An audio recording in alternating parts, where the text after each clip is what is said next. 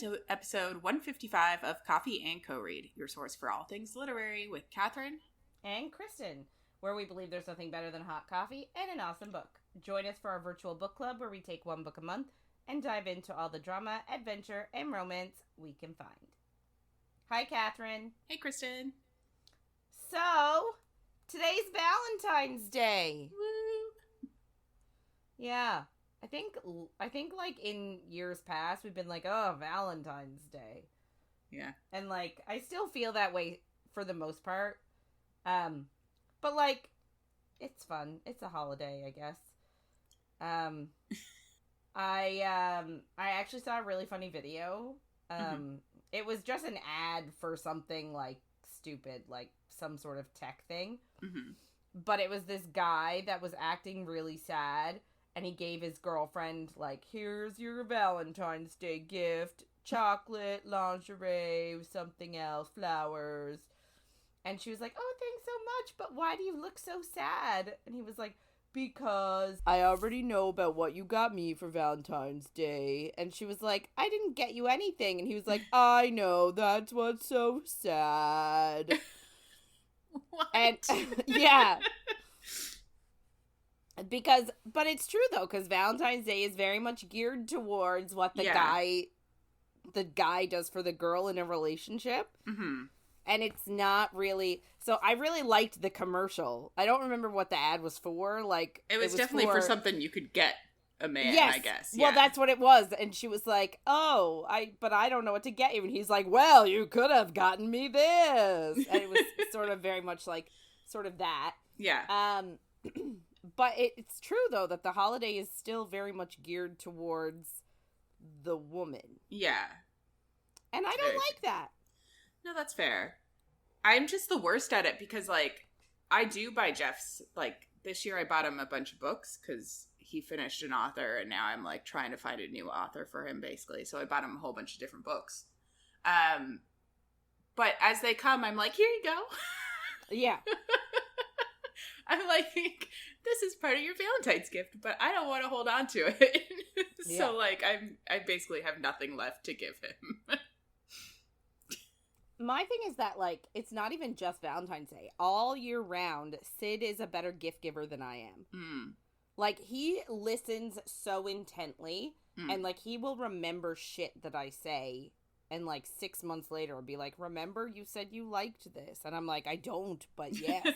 That's really smart. And I like it's hard when birthdays are like ours and even his because his is January. Yeah. Of like, all at the one time. Because if you do get a good idea, that's the shitty thing that I do is like, same with Jeff. His birthday is the 22nd of December. But like, if I get a good idea for him, I just buy it and then I give it to him whenever I get it. I'm so bad at like holding on to things. Yeah.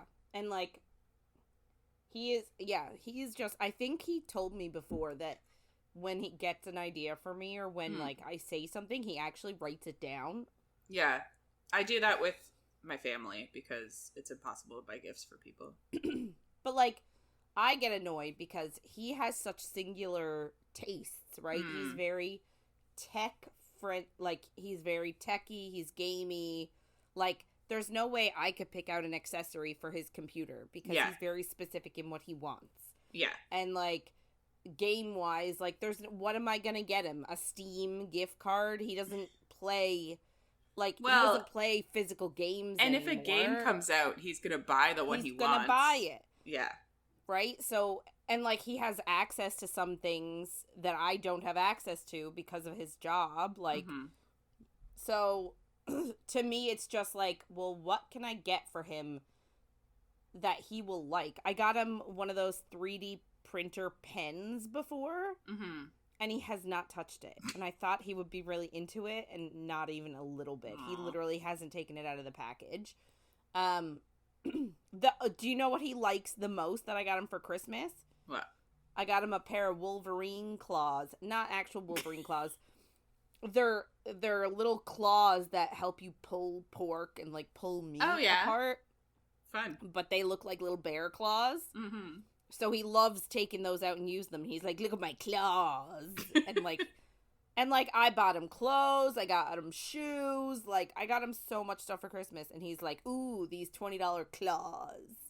That's what he likes the most. That's funny. So I'm just, like, at a loss. He doesn't really read, and if he does, it's, like, again, mostly digital content. And, like, I don't know, and I say this across for everybody, I am terrible at gift giving. You know what I mean? Like, I feel like I'm just not a great gift giver. But I feel like it's just the world we live in now that, like, it's so easy. Like, if you think, hey, I might want this, you can just immediately buy it. So I don't think, like, because I feel like I never know what to get anyone either, but it's just because everybody is in a place that they can just buy whatever they want at any time. So nobody ever really needs anything. You got to think of something that somebody needs before they've thought of a need. Yeah. Which is, like, impossible. Yeah. I find that, like, people are really good at getting me stuff because I'm very, like, hobby-ish. You know what I mean? I love putting together puzzles. I love those, like, I crochet, so, like, any crochet accessories I love. Those little book scenes, like book nooks. Book nooks, yeah.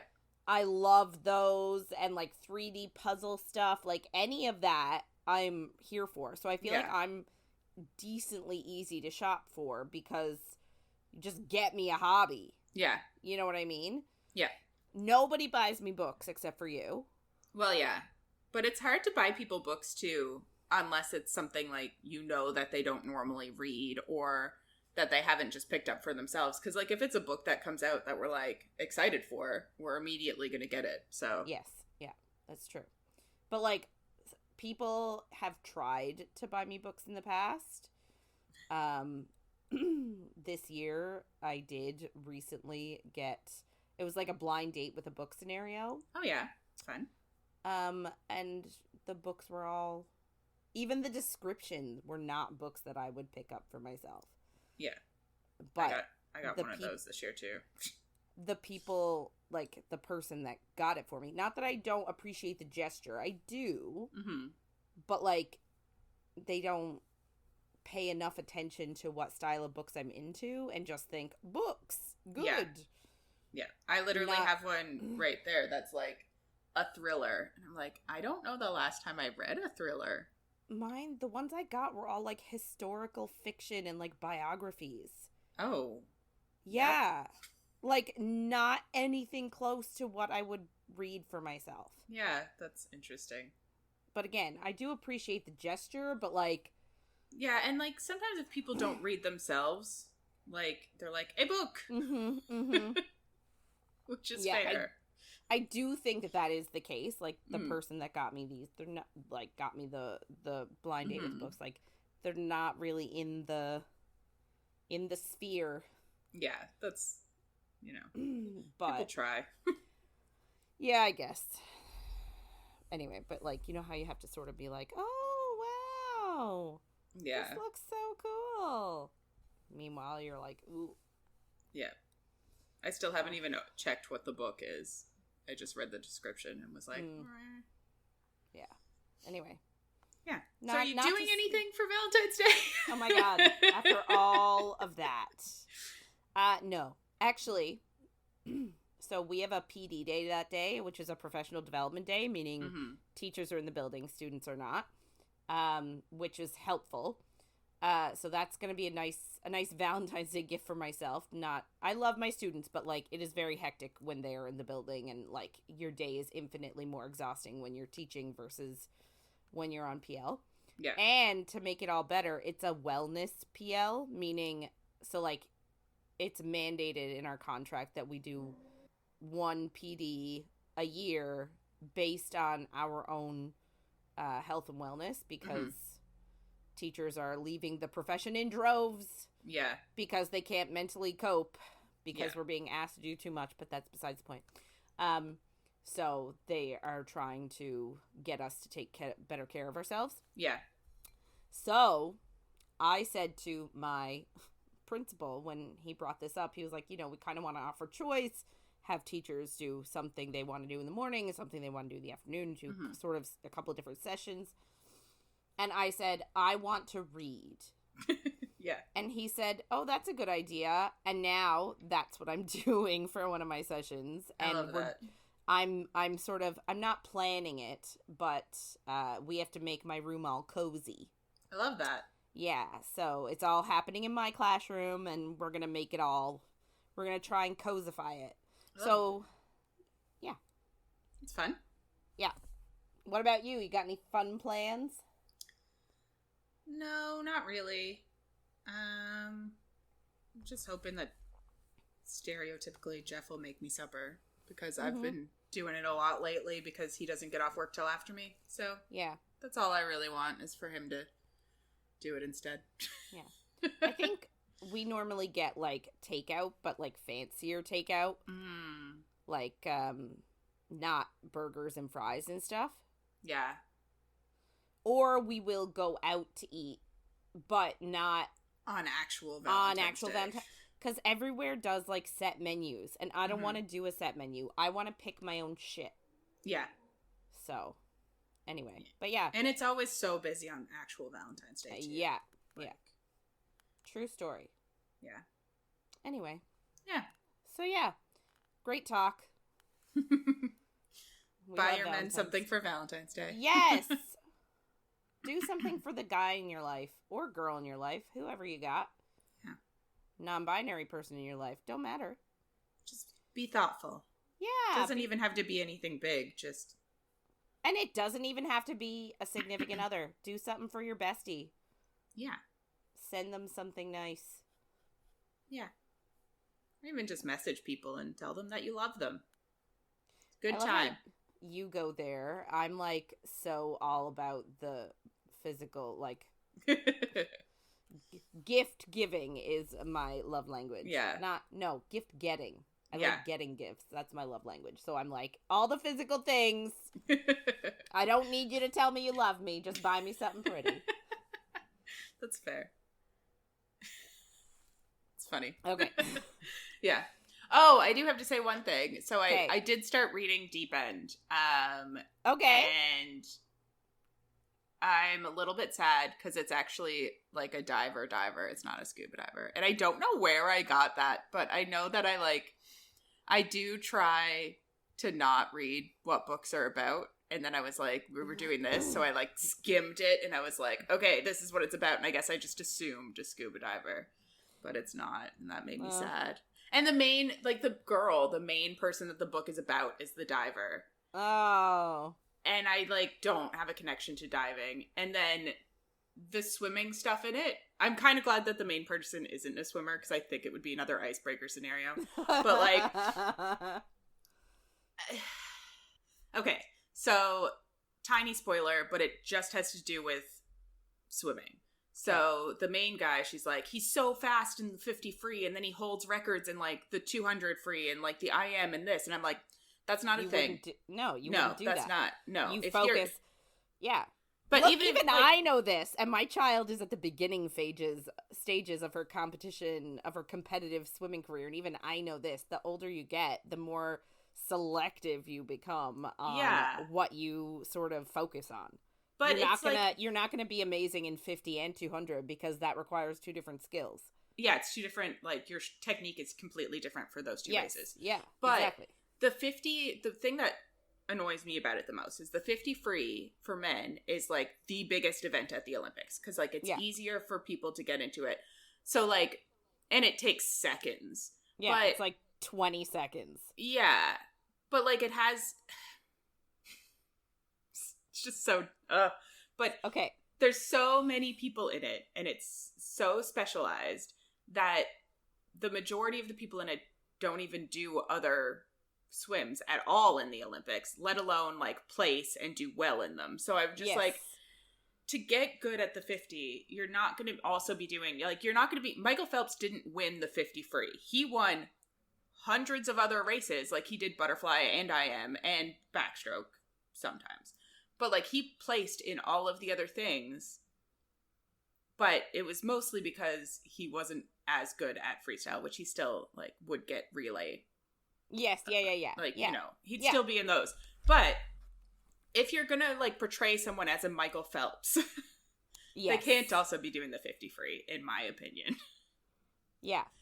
So, but it's really one, and I'm sure, like, I know nothing about diving, so I'm reading all this diving shit that's like, the inward dive, and this, and like, this is what and I'm like, I don't know. And I'm sure, like, most of it is, like, accurate, but if you were actually a diver, you'd be like, that's not what people actually do. Yeah. Yeah. Yeah. Like, she went diving in her, like, he had a key, and she went diving in, like, her sports bra and underwear. And I'm like, that sounds like that wouldn't work very well. No. Anyway, it's yeah. And I get it's a romance book, but I just, when it's, I don't know. Do your research. Yeah. And figure out what's accurate. Or just, like, be vague about it. Yeah. If you're, or, get somebody who knows it all to, like, read it before you publish it, I think. But anyway, I know it's, like, it's the same with, like, I saw an author on, I think it was Threads, and they were like, I know that the sex scenes are unrealistic. That's why it's in a book. And I'm like, fair. I'm like, that's fair, because, some of these sex scenes are very unrealistic. But... You mean the book that I just read, and there was 2 peens in one vagine? Yeah. Like, literally, she got both penises in her vagina. And they were both sizable, I am sure. They were, yes. They were both Couldn't large. fit her hand around either of them, but could shove them both of them. She'll have no problem popping out the kids. For sure. Oh my god. Anyway. Yeah. Well, anyway, so not a scuba diver. Sorry if anybody heard that and got excited like I thought it was, but... that's unfortunate. Anyway, so... All right. Okay, so... I guess we'll finally move into Bride now. Yeah. So, again, Bride by Ali Hazelwood is what we're talking about this month. This is week 2. We're reading chapters 7 to 15. Last week, we met our main characters, Misery and Lowe. Misery is a vampire. Lowe is a werewolf. And they just got married to create an alliance between... the vampires and werewolves, and I think humans are, like, somewhere around there. Yeah. And Misery agreed to marry Lowe because she thinks he had something to do with her bestie, aka, like, her sister from another mister's, disappearance. And so she wanted to go to his territory to sort of snoop and figure out what's up. Mm-hmm. He has a little sister named Anna who's like 6-7 years old, who has formed an attachment to Misery, and Misery sort of cares for her too, but like doesn't want to say anything and wants to sort of be this like aloof vampire person. Mm-hmm. So she was attacked by some not hot in an attractive way, but like hot-headed young werewolf named Max. So we're sort of dealing with, I guess, the fallout of that. We're coming up on her now, like we just left off in the last week. Anna snuck into her room and told her that Lowe was out for the evening. So she is going to break into his room. So that's where we're at. But again, we have these little like snippets at the top of the chapter in like italics. Yeah. So the first one we see is the scent is getting worse and sticks to him. Her, quote unquote, wrist brushed his shirt. So he tore it from the shirt where the smell was the most intense and carries the swatch with him everywhere. Insane. Even though he leaves the manor to avoid her presence. So we are under the assumption that this is Lowe talking about Misery, but we have not gotten confirmation. Yeah. So we come back and Misery, like we're right back to where we left off. Misery is breaking into Lowe's room. Right now she has a guard named Gemma, and she's kind of worried that Gemma's gonna like check on her, but she's like, whatever, and just breaks in anyway. her and Lowe have adjoining rooms, so she doesn't have to go out into the hallway and go round. She can just go from her room to his room. She gets in and she picks through his stuff, and, like, there's, like, a 1.5-page description of how his room is very orderly and, like, neat. But also that he wears size 14 shoes. Like, that is just peppered in there that he has big feet, which... You know what they say about big feet. Yeah. And I just thought it was really funny that they had to include that fact. Like, nothing else on his any other item of clothing. Yeah. Like, about size. But shoe size. Large feet. Yeah, it's just funny. So she, like, picks through his entire room and finally finds a drawer to his, like, to a desk that's locked. And she uses her hairpin to unlock it and finds a sketch pad and a pencil. And, like, there's something that I don't understand. So, like, she is aware that they have heightened sense of smell. She is aware. Sounds like she is a werewolf. Sorry, continue. But, like, you know what I mean. Yeah, she's aware she's of aware. the fact. Yeah. Because, like, she can't smell herself, and yet she knows that Lowe can smell her, and he thinks she smells bad. Yeah. Right? Because he's constantly, like, screwing up his nose. And even at the wedding, he, like, made a face, like... Gross. Ugh. Yeah. So, I just don't understand why she doesn't think, he'll probably be able to smell me in here. Not like, even, you know like, what I mean? It doesn't even register, and I don't understand why. It doesn't cross her mind at all as a possibility, and you're like, girl, this is dumb. Yeah. And, like, she's touching things, like, it's... Anyway, I'm just like, girl, come on. Like, use your common sense. But there is none. She doesn't. So, she unlocks that little lock drawer, and there's nothing really big in there. There's a sketch pad and a pencil, and, like, she looks through the sketches, and they're all, like, houses and stuff like that. And then she remembers that, oh, he's an architect, and realizes, like, he's got a lot of talent and expertise. So, like, he must have trained, like, very... arduously. Big word. I can't think of the easier word for it. It's the only word I got. And, like, trained a lot for this. Like, he's educated. This isn't, like, a pastime, and it's not, you know, it's not a hobby or anything like that. Like, she can tell, like, oh, shit, he went to school for this shit. But then she also makes the leap that, oh, this isn't a locked drawer. He must not have time for this anymore now that he's an alpha. And I'm like, okay, sure. And she's about to put the book away, but a piece of paper falls out and she opens it. And she thinks it's a picture of Serena, which I don't understand at all. Yeah. Because she's like looking at it. And the reason why she thinks it's Serena is because she recognizes the face, and Serena's face is the one she knows the best. So because she recognizes the face and knows Serena's face the best, it must be Serena's face. Yeah. But then she's like, no, it's not Serena. Who else's face do I know? Mine. Oh, that's my face. Like... How would you not look at a picture and immediately recognize yourself? Yeah. And, like, I guess, too, it's like, she's in there looking for something for Serena, so maybe she saw what she wanted to see at first. But it is, like, that's not reasonable. You would recognize your face. Yeah. And, is it a case of, like, she doesn't know how pretty she is, a sort of thing, and that sort of bothers me? I hate that. Yeah. Like, the guy has to be like, you're beautiful, and, like, takes off a girl's glasses to be like, look how beautiful you are now. Yeah. I hate that. Me too. So, I really hope that's...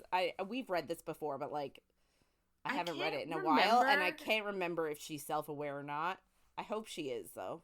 But, like, I feel like the issue in this one is, like, it's not about her being beautiful, because... she's just a different species, so, like, obviously the wares and the humans are going to hate her, even if she does look physically attractive. Yes. Yeah. So I don't feel like we get one of those, but maybe we do. So she looks at it and she sees that the picture sort of has made her look really serious and severe. Like, the look that he gave her. And she is low-key offended. And she just wonders, like, how bad her day is going to be if, like, this is his view of her. Sort of a thing. Yeah. So she goes to bed. And the next day, she wakes up to a commotion outside. And I think it's, like, early evening. Like, the sun is not quite down. So the Wares are outside having a potluck/barbecue. She doesn't really know what they're doing out there because she doesn't understand the difference between potluck and barbecue. I don't know why it can't be both. Yeah. But well, I would say most barbecues are also what I would call a potluck because you bring even if the person supplies the like meat, you'd bring like a side or a drink or a salad, like anyway, and then she just sort of explains that vampires don't ever gather for social reasons. They only gather for political reasons, for like alliances and stuff. And like they don't just hang out. Yeah. So like do no vampires have friends? Well, that's the thing. It's like, is this just because she doesn't know that they do because she doesn't have any friends, or is it actually a vampire thing? Like, it's hard to know. Yeah. So I don't know. She watches Lowe outside and like how he interacts with his pack, and he apparently seems like loved by everybody and like really respected. And then she sees Max standing off to the side, and she gets this like icky feeling when she sees him kneel down and start talking to Anna. And at first she's like, I don't have the right to feel this way, like he's known her for a really long time, I only just met her, like there's no reason for me to feel icky. But then she sees him like gesturing and pointing at the woods, and she's like shaking her head no, and he just grabs her arm and like brings her into the woods. And Misery sees that, and she's like, it's okay, Lowe is watching. But then she turns to look at him, and he's not watching. He's playing bocce ball with like some of the other pack members. So then she goes to tell Mick, who's guarding her right now, but he's not there. She assumes he just ran to the bathroom. And she's sort of like thinking to herself, like, she can't not help. Yeah. Because, like, even though she doesn't want to care about Anna, she does. Yeah. So she runs outside into the sunlight, and it's like the heat is stabbing her, and she's like in so much pain. And she makes it into the woods.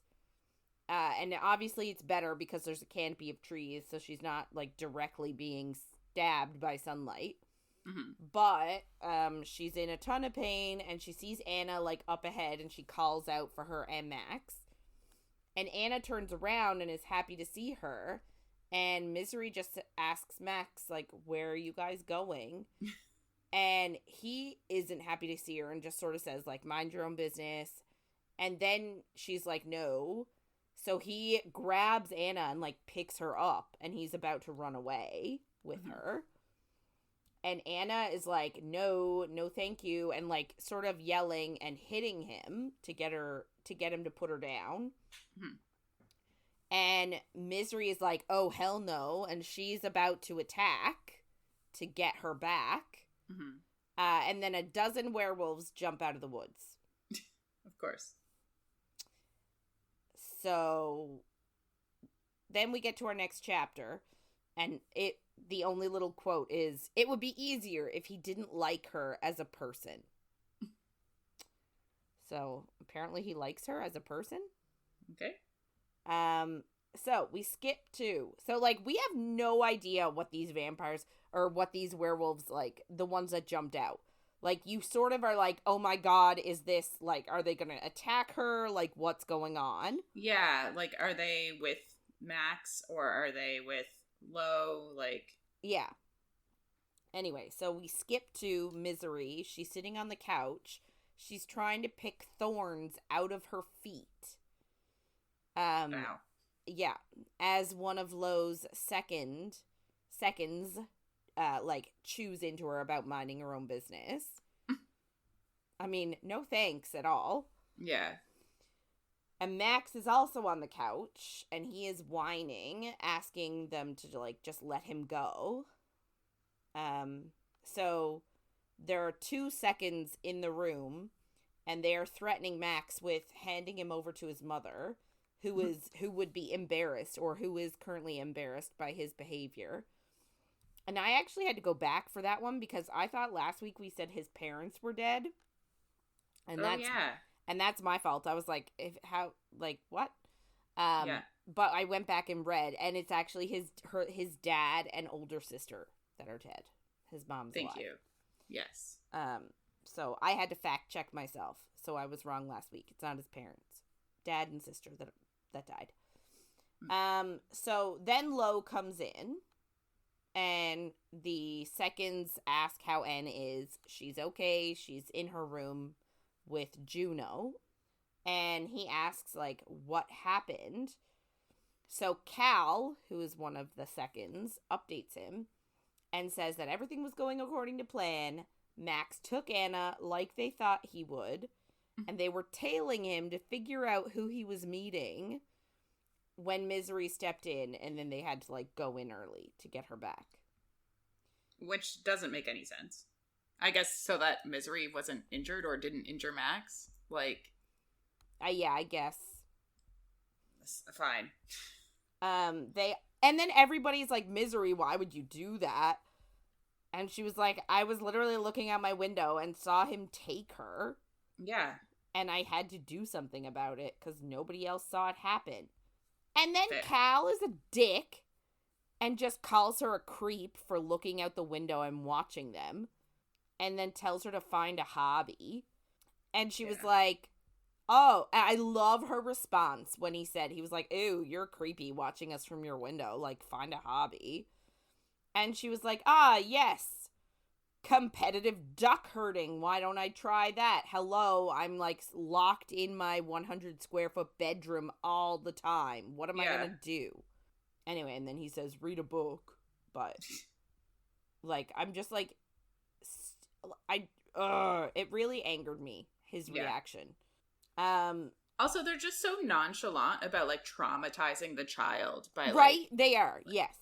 Like, you can't just have a child get kidnapped and, like, they're like, oh, she's fine. Like, no. And that's not how that works. Her and Lowe actually talk about this later, because she's very like, why on earth would you use her as bait? And he's like, oh, we had her watched the entire time. And it's like, I'm sorry, but what? She doesn't know that, and she thinks that she's in a really scary situation as a 6-year-old. Like, anyway, not good parenting. We will talk about it in a little bit. Yeah. So Lowe focuses on Max then. He's just sort of like, can we just stop this? And asks him who he was taking Anna to. And just sort of, like, tries to convince him to talk, because he's like, you're only 15, and, like, I can protect you. But he refuses to say anything. Mm-hmm. And, like, he spouts all this not nonsense, but, like, he spouts all this bullshit that, like, Lowe isn't the rightful alpha, and Roscoe would have never made a deal with vampires and humans, and, like, you could tell that he's, like, speaking rhetoric that has been, like, fed to him. Yeah, like, he's heard his parents talk about this shit. Yeah. And, everybody is very, like, offended. Like, you don't say that. Mm-hmm. You know what I mean? Like, Lowe won the challenge fair and square, but, like, you never comment on that. Yeah. Anyway, so the seconds start threatening torture. And Lowe is just pissed that Max feels the way he does. And he just reminds him, like, I won over Roscoe. And he's like, I opened up the challenge to any loyal, but no one did. Yeah. Like, no one else challenged me. If they don't think he's the rightful alpha, then they should be challenging him to take over. Like, yeah. And he said, like, what's better in this situation? Like, is an alliance with the vampires or Roscoe killing his own kind all the time? Because that's what he became, like, out of strictness. Like, Roscoe was like that. Mm-hmm. So, like, they're all sort of threatening to torture Max. And Misery's like, oh, he's just a kid. I don't want him to get tortured, even though he attacked her, but, like, whatever. Yeah. So she's like, I can help you get him to talk. You don't have to torture him at all. And they're sort of, like, skeptical about it. Yeah. But Lowe's like, okay, well, let's see what you got. So she gets eye level with him, and he spits on her, which is nice. Yeah, what a piece of shit. And that pisses Lowe off, and he's like, apologize to my wife. And he sort of struggles with the word at first. But she touches his nose and gets him what's called enthrall. So we've all heard of that with vampire lore before. Yeah. And she sort of explains it, like, she's like, it's not magic like people think it is. It's actually biology. And she explains something about the brain and, like, neurons and all this stuff, but I didn't write any of that down. That's fair. But she essentially says that, like, vampires who are really adept at thrall, like her father, don't have to touch their victims. But because she's not great at it, she does, which is why she's touching his nose. And it only works on other species. It does not work on other vampires. Interesting. Yeah. So all the wares that are in the room are watching this happen, and they are freaked out. Because a lot of them thought that thrall was a myth. They didn't even realize it was true, because they haven't spent enough time around vampires. So they do ask, so, like, Max is just, like, a puppet at this point, and, like, they can ask him whatever they want. So they ask him a question or two about Anna, like, why he took her, and he said it was to deliver her to the Loyalists to use as leverage to make Lowe step down as alpha, which they sort of thought in the first place. Yeah. The seconds that are in the room are like, what if you're planting this stuff in his head to say, like, because they don't know how the thrall works. And she just says, okay, ask him something I wouldn't know. So they ask about, like, how he asked some girl on a date and she said no. They were like, why did she say no? And he said because he had snot running down his face. Gross. Which is hilarious. Then they ask him another question. Did Roscoe's mate make Max take Anna? And Max says he thinks so, but she didn't speak to him directly. Her name is Emery, and she'll come up again. And then Lowe just makes Misery stop and then tells Mick to bring her to her room and come back. Which, I'm like, she didn't take him out of the thrall, or, like, would he automatically come out of it when she stops touching him? Yeah, I don't know. We don't really get any information on that. No. And I'm wondering if they wanted her to leave and leave so that, like, she didn't get any more sensitive information. Yeah. Even though, like, she has no idea what the fuck they're talking about. No. On the way back to her room, she chats with Mick and apologizes for jumping the gun and, like, going for Anna. Like, she didn't, you know, she was like, I'm sorry I ruined your plan, essentially. Yeah, but I think, was he the one that was supposed to be on guard? Was she like, sorry if I got you in trouble because you were gone to the washroom kind of thing? Yeah. So, like, yeah, because I do think it's different. I don't think she's, like, apologizing for ruining the plan because, like... I think she did both. I agree with her. I think she did both. Oh, yeah? Yeah. I don't know. I'm just, like, it's their stupid idea and they're traumatizing a child. Like, she was right. Oh, 100%. But she also said, like, I think she said, like, I'm sorry, I hope I didn't get you in trouble. But she was like, but also, like, you know, I'm sorry about the plan, but I didn't think you guys would believe me if I just told somebody about it. And I'm Which like, is fair. Yeah.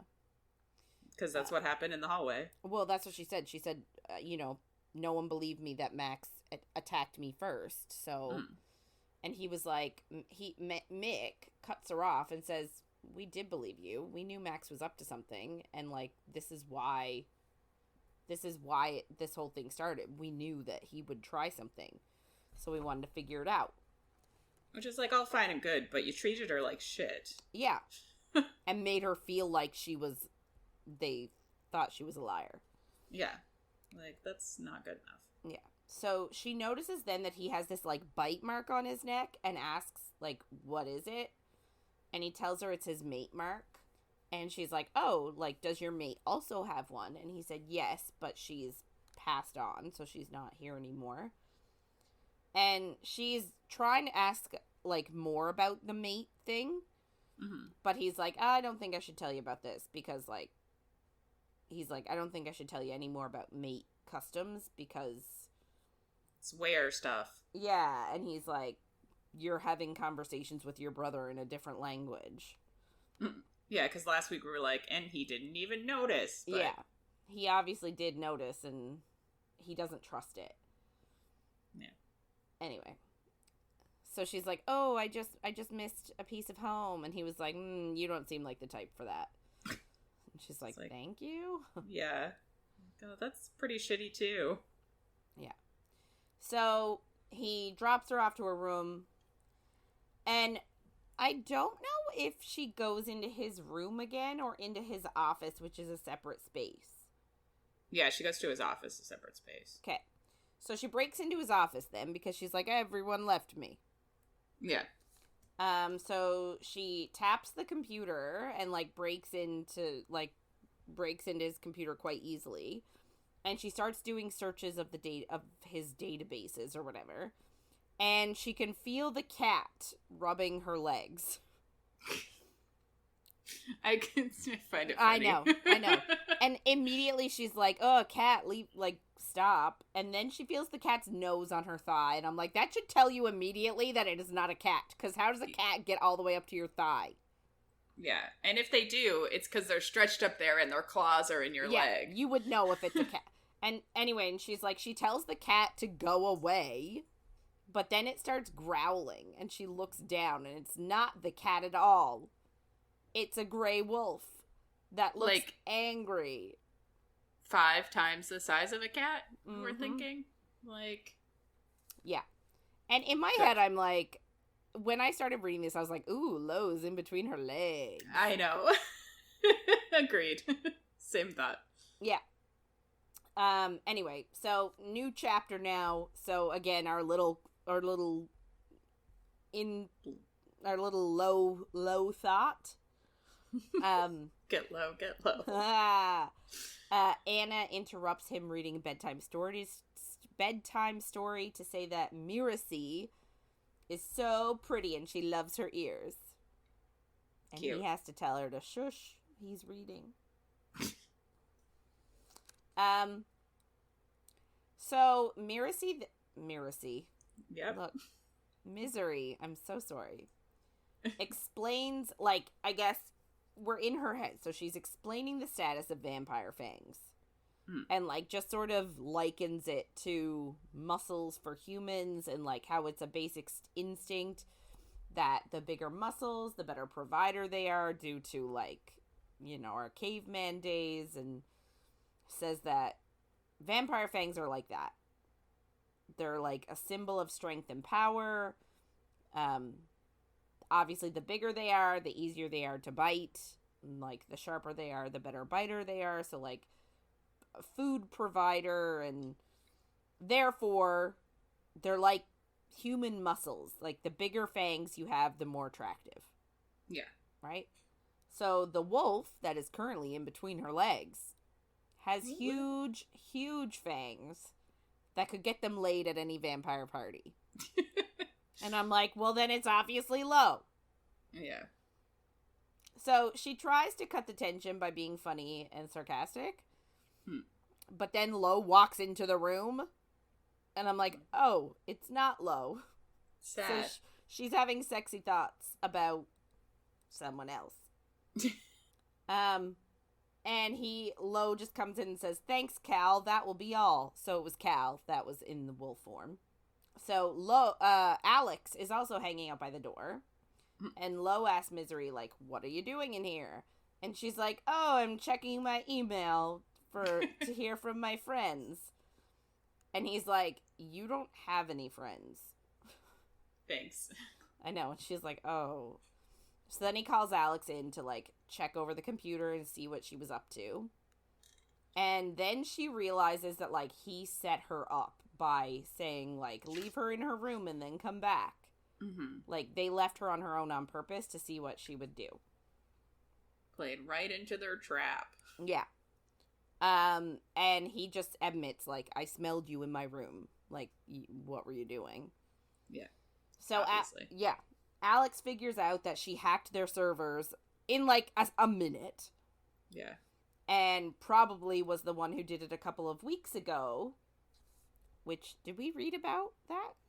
Kind of. I guess, like, I don't know if it's when it tells us, but at some point after Serena disappeared, she was like, and I hacked into anything I possibly could, and then I tried to hack in here, and I tried to hack in here. It was, like, more of an in-passing thing. Right.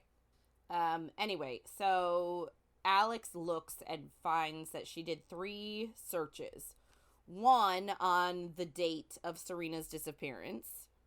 I'm assuming it was Serena's disappearance. It was a couple of months ago. Mm-hmm. One on the Herald, which is a human newspaper. I'm assuming it's the one Serena works at. Mm-hmm. And one on Serena herself. And that sort of scares her. They're like, oh, Serena Paris. And Lowe is like, I can smell that you are afraid now. Like, why did your scent change? He was like, I know you weren't afraid with Anna. You weren't afraid at the wedding. Like, he could tell. He's like, why is this search, us finding out about Serena, why is that making you scared? Yeah. And he seems genuinely curious, as if he doesn't know who Serena is. And she's like, maybe he doesn't know anything about Serena's disappearance. Mm-hmm. But she's still like, or maybe he's lying to me. Like, maybe he's, like, just a good actor. Maybe he's a really good actor, yeah. And, like, he's all up in her space. And he's inhaling her scent on purpose. And, like, there's definitely a little bit of sexual tension. Yeah. He dismisses Alex to bring back Cal because he's like, we're going to have to break the armistice with the vampires because this is an act of aggression. And, like, she's clearly a plant to try and, like, get information. Mm-hmm. And she's like, no, like, don't do that. I promise they don't know anything about this. Like, and then she just feels like she has to explain who Serena is. And, like, I sort of thought when I first read this book that this would be a secret for longer. Yeah. You know what I mean? Like, I sort of, how books have, like, the miscommunication trope or, like, the I'm not going to tell you everything trope, mm-hmm. and then it comes back to bite them. Yeah. I really sort of thought that would be the case here. Like, she's not forthcoming with information on Serena, which makes him angry the further into the book we get. Like, he gets a little bit more information and a little bit more, and he's like, why do you keep keeping things from me? I really thought that we would get that, but she literally just tells him everything. She really does. So she explains that, like, Serena's her ride or die, like, essentially her sister, and just tells him their history. That when she was collateral, she was sad and kept trying to run away, so they got her a playmate from the orphanage who was, like, same age as her, Serena. And Lowe, like, judges the humans for that, and he's like, fucking humans, because, like, she just said that, like, they sucked. Mm-hmm. And she's like, oh, they did their best. Yeah. And then she continues that Serena disappeared and she tells Lowe she saw his name in Serena's planner, L.E. Moreland. And then all of a sudden, Anna comes in and wants Lowe to read her a bedtime story. And he's like, did you run away from Juno again? And then we hear Juno yell out, Liliana Esther Moreland! Get back here! And Lowe just sends Anna away and just says, okay, time to go back now. And then Misery realizes that Anna is actually L.E. Morland, Liliana Esther. And Lowe's like, we need to talk. Yeah, and I also thought that, like, he's very forthcoming with information, too. Yes! I'm like, this is, like, not at all what I was expecting. No! So, they, next chapter, he recognizes a formidable ally when he sees one. So, he's gonna use her as an ally. So, they go to the kitchen to talk. And Lowe tells her that he couldn't figure out why she would agree to marry him. And she just essentially says, like, I am loyal to one person, and I just want to find out what happens to her, and I hope that I find her still alive. And he starts asking, like, what type of journalist she was, and he's trying to figure out why she would be interested in Anna. Yeah. And Misery shares the info very freely and says, you know, primarily she was a financial writer. She didn't deal with any crime unless it was financially related, or werewolf vampire relations. Like, she didn't deal with any of that. She stayed away from it all. So she tries to trade information. She's like, how about I tell you this and then you tell me that? And she's trying to go about it in a very transactional way. But Lowe's just like, no, I'm just going to trust you. What? He's just decided that he's going to trust her. And he's like, you helped Anna. Like, I know you wouldn't want any harm to come to her. So, like, I'm just going to trust you. Wild choice. Yeah. This is when now we have the conversation of, yeah, like, I'm the only one that went after her. Like, you were totally okay with using her as bait. And he's like, it was fine. I had her the whole time. And she was like, yeah, sure, like, judging him. And he was like, I'm not your father. I'm not like your father. And I'm like, you're claiming her daddy issues already? Like, yeah. But also, that child is gonna have nightmares. Yes! It's just a fact. Yeah. Anyway. So, Misery asks about Anna's parents, and Lowe insinuates that her mom, Aware, which is also his mom, is dead. And the dad is a human living, like, oblivious in the human territory. And, like, Misery is shocked because humans and wares don't procreate. Like, they didn't even think they could. They didn't think a hybrid baby was possible. Which I sort of like and don't like at the same time. Because, like, they are all humanoid. Yeah, it's all like, biology. And, like, I just find it hard to believe that humans, vampires, werewolves have never had sex before. Yeah. But the way she's talking about it, she's like, oh my god, that's insane that a human and a werewolf would have sex. And it's like, really? You think that no vampire, human, werewolf would have ever had sex with each other ever? Everybody appears human. Yeah. And, like, vampires and werewolves are, like, hot to trot because they're all big, they're all, like, super powerful. You're saying a human would have never, like, climbed aboard that train? Yeah. Come on. I guess in the world right now for the last 110 years, the were haven't been interacting with the humans. I don't know. But it's not that way everywhere else either, so it doesn't really make sense. I guess the other thing they're saying is that, like, it's hard for certain species to reproduce. So I guess maybe they just don't get pregnant. I guess. But anyway, so Lowe and Anna's mother was one of Roscoe's seconds, stationed near the human-were border, which is where Lowe is assuming she met Anna's dad. Lowe was actually in Europe when he heard his mother had been hurt, and he went to her bedside and she told him about Anna's real parentage. And he actually didn't believe her and thought she was just delirious, but they had her DNA tested, and, like, it does show that it's different. And, like, she is different from a typical were child. She hasn't shifted yet. her blood is red, not green. But yet she's more agile and she's stronger than human kids. So, like, she is a combination of both.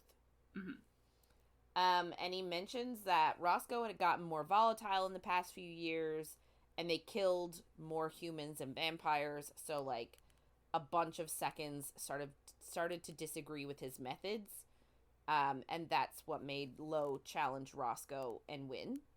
Then some of his seconds, so, like, some of Roscoe's seconds that still believed in Roscoe challenged Lowe, and he still won.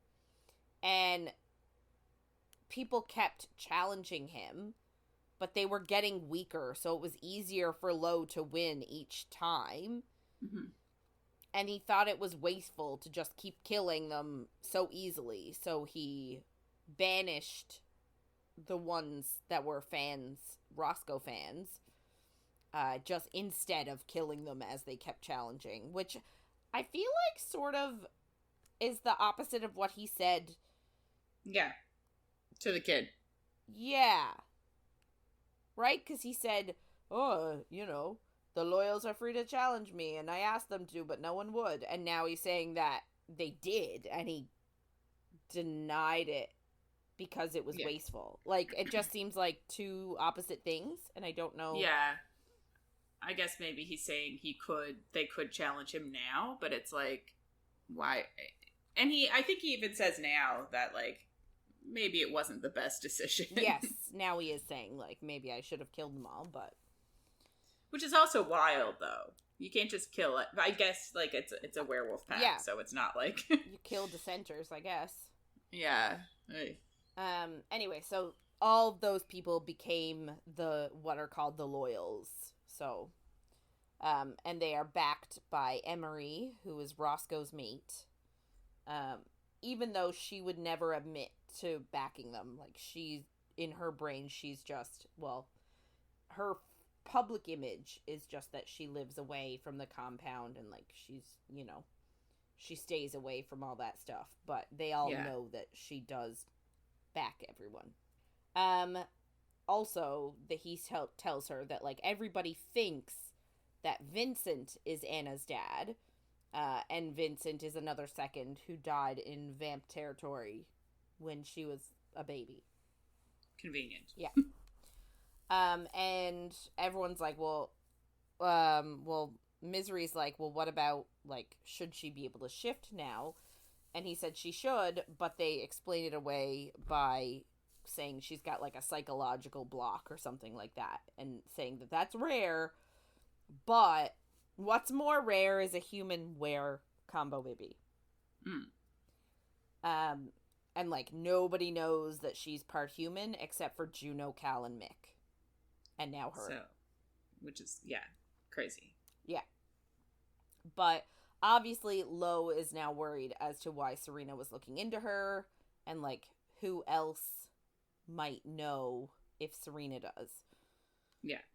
And I guess Misery is like, well, could maybe the loyals know, and that's why they wanted to take her. But he just says no, like, they really just want to control the financial assets of the pack. They are in the Southwest pack, instead of just separating and making their own pack, because they feel entitled to the Southwest pack. And he's like, I'd actually prefer if they went and made their own pack, but they want to control our territory and our finances. Yeah. And he's like, I think they preyed on Max because he's so close to, like, he has access to Anna, and, like, he is close to me, and, like, they just wanted to use her to force me to step down. So, like, he doesn't think they know anything about her genealogy.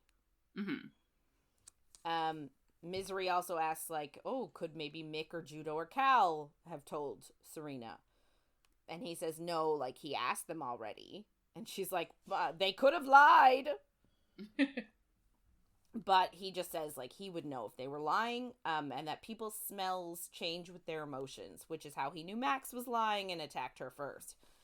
And she's like, well, if you knew he was lying, why did you put up a guard? Like, why did you put a guard on me? And he's like, to protect you. Which is funny. Yeah. It's like, oh yeah. He's like, somebody attacked you, so I thought I would put someone there for your protection. And she's like, oh, right. I guess so. But then it's funny because then she's like, does the lying smell build up? And is that why you hate how I smell? And he's just, I don't think he answered that question at all. But we're like, just like, stupid. Yeah, it's a stupid question. Anyway, the entire time they were talking, Lowe was making a peanut butter and jelly sandwich. And I don't know if he ate it, but he just made some. He doesn't eat it. It does come up. I know after. It comes up after, but like, I don't understand how he knew to make the sandwich, but whatever. It's fine. I guess it happens every night. Oh, okay. So it's like, I know I'm skipping ahead, but this child is so psychologically damaged. Yes. From their past. Yeah. That nightmares every single night, like clockwork. And he's like, yeah, she's fine. We'll just use her as bait. Yeah. Yeah, it's wonderful. Good. Yeah. Good. So he was making a peanut butter and jelly sandwich the entire time they were talking, and she just looks at the peanut butter. And he turns away to put the jelly back in the fridge or something, and she couldn't help herself, and she puts her finger in the peanut butter and eats it. Which is so gross. Well, considering it's communal peanut butter. Yeah, that's what I mean. Like in my house, 100%, I'll do it. But she's a stranger. Nobody else is eating my peanut butter. Yeah. So like he actually sees her and she is shocked. He was like, "You just ate something." And she's just like, "It's Serena's fault." Which, anyway, and then she gets super, super embarrassed. She's like, "Kill me now." And then she explains that, like, vampires drinking blood is like a bodily function. It's like peeing. It's not like a social thing. It's not, you do it because you have to. And you do it. There's no pleasurable part to it. You do it as quickly and as quietly as humanly possible. Well, as vampirely possible. Anyway, so she says that, like, they never eat for pleasure. So her liking peanut butter is, like, a really shameful secret. And which I kind of love. I do, too. Because, like, but I can't imagine, like, living among humans for 10 years and peanut butter being the only food she tried. Like, yeah. And, like, I'd eat everything. Well, it's funny because she does say that, like, their back molars are purely, like, aesthetic, I guess. Like, they don't, I don't understand how she has teeth in the back and they wouldn't work at chewing up food. Yeah. I feel like they would work. You just don't know that they would because you haven't tried it. Yeah, but she just says that, like, because peanut butter is smooth and creamy, she doesn't have to chew on it, so, like, she can just swallow it. But then there's some sexual tension because Lowe's like, well, what do vampires do for pleasure then? And she's like, and, like, he's watching her lick peanut butter off of her finger, and she's like, she's completely oblivious and is like, I don't know, fucking probably. You know what I mean? Like, she's completely like, I don't know, and, like, completely, like, typical virgin. Yeah. But it's also, like, I usually hate it. But for some reason in this book, I'm like, yeah, of course she's like that. Because he's a werewolf and he hates her. So obviously she's never going to think that he's, like, attracted. Yeah. But it is still, like, it's the same trope. It's just... Yeah. And she has literally been sheltered and kept separate from everything her entire life. Mm-hmm. Right? She is not a part of the human, human culture because, like, she's been kept separate from it while she was the collateral.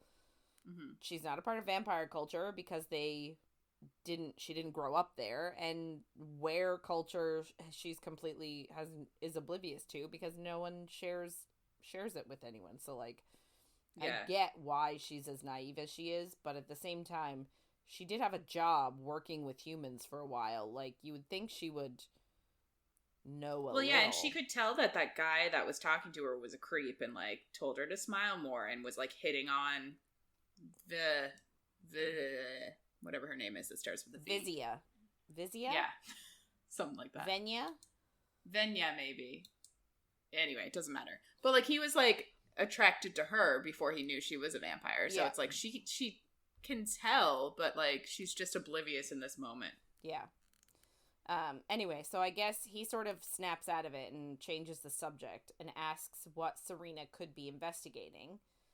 And Misery's like, well, maybe she was like working on a story to get a better like section of the paper because she doesn't like financials anyway. But then she thinks that like she would have told her. Like that's something that she would have mentioned. Yeah, like if she was trying to like get a promotion, she would have been like, I'm working on a promotion. Yeah. You know, friendship stuff. Yeah. So he offers her access then to their computers with supervision from Alex. And he tells her that, then he just says, like, Mick will bring you something for your feet. And she's like, what do you mean? And he's like, you were picking thorns out of your feet. Like, they're obviously hurt. And he's like, also, what's wrong with your side? Because you've been rubbing it. So I know your side is hurt. And then she just lifts up her shirt, like, right under her bra to show him, like, burns she got from the sun. And she's like, my tank top was all askew when I went outside, so the sun got at it. And his eyes narrow. And, like, obviously he's checking her out and, like, ooh, stomach. Like, yeah. So sexy. It's what's happening. It's just funny. Anyway, he's like, oh, you should go take a bath. And she's like, oh, right, sorry, my smell is probably overwhelming. It sucks. And again, she completely believes that she stinks for him. And so she's like, sorry, I'll go bathe. Then Anna wakes up and runs into the kitchen, and she had a nightmare, and Lowe consoles her. And, like, as Misery is leaving, she hears Anna say, like, did you cut the crusts off? So, like, she knows that this is something that happens. Literally every night, this child has nightmares. Like, maybe he's like, a little light kidnapping won't traumatize her because she's so traumatized by so many other things. Yeah. Like, I'm never getting over it. I know. Next sort of chapter low thought. Some nights when he's walking past her door, he has to whisper to himself to keep going. Ugh. So... Don't keep going. Go in. Yes, go in and ravage her the way you want to. So she spends every night for the past, like, few nights working with Alex. And he is terrified of her. And she kind of thinks it's funny. Like, she's working her hardest to make herself not be threatening. But he is still absolutely terrified. It's just funny. And then she mentions to the reader in passing that, like, where children have come to, like, ride their bikes by her window and point at it and call her a monster. And I'm like, this is terrible.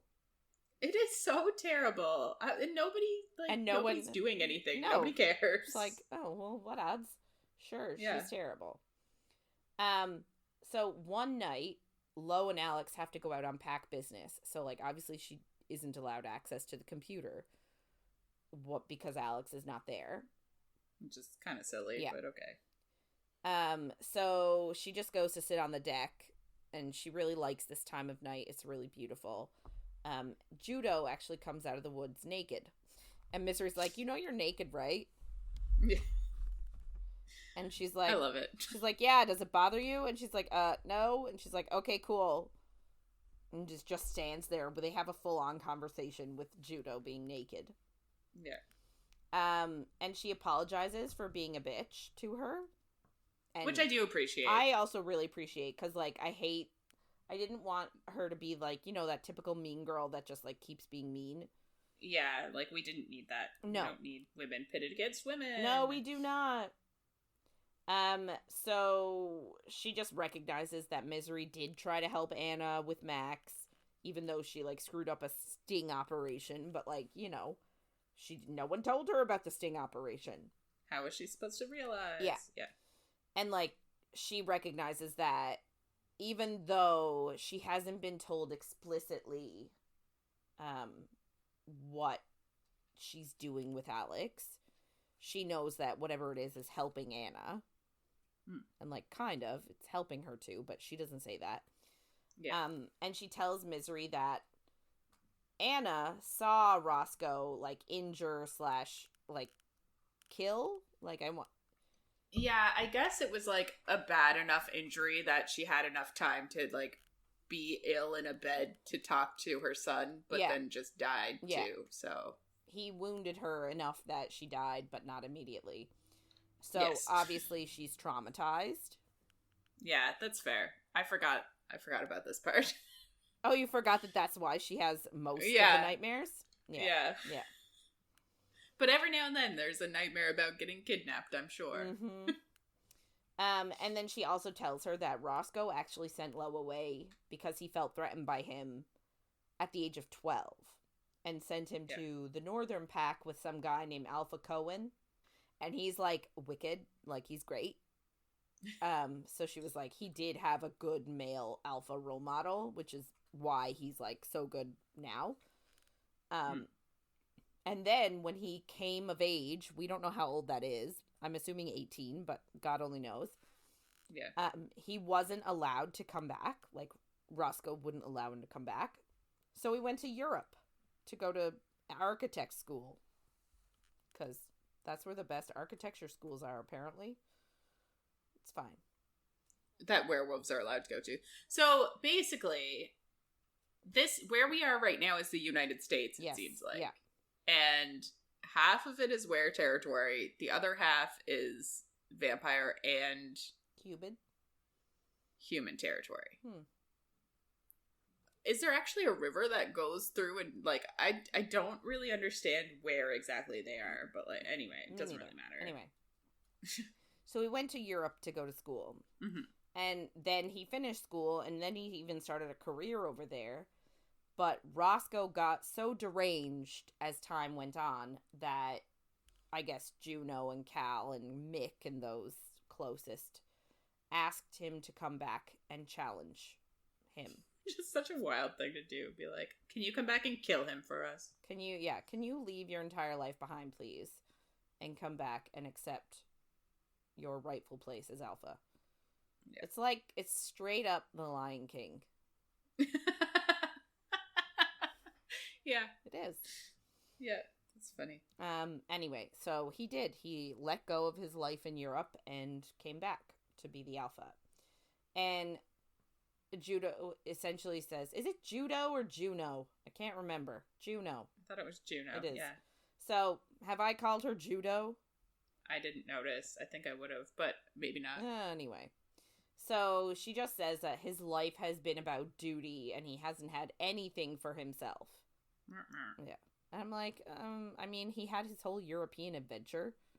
Yeah. And, like, he had this whole thing where he was away. I know he was away from his mom, but, like, you can't say that time was not for himself.